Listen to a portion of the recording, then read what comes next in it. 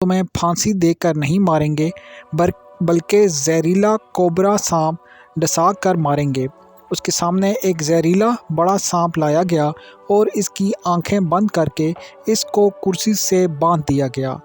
پھر اس کو سانپ نے نہیں بلکہ 2 سیفٹی پن چبھائی گئیں۔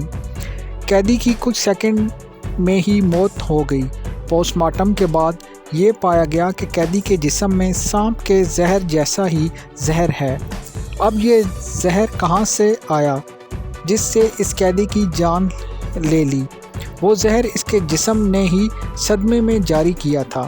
اس کے بعد سائنسدان اس نتیجے پر پہنچے کہ ہمارے ہر عمل سے مثبت یا منفی توانائی بنتی ہے اور وہ ہمارے جسم میں اسی کے مطابق ہارمونز تیار کرتی ہے۔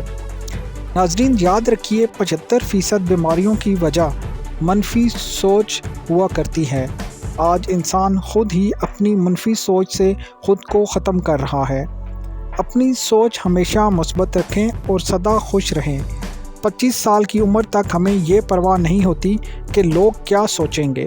50 سال کی عمر تک اسی ڈر میں جیتے ہیں کہ لوگ کیا سوچیں گے، اور 50 سال کے بعد پتہ چلتا ہے کہ کوئی ہمارے بارے میں سوچ ہی نہیں رہا تھا۔ زندگی خوبصورت ہے، اسی لیے ہمیشہ خوش رہیں۔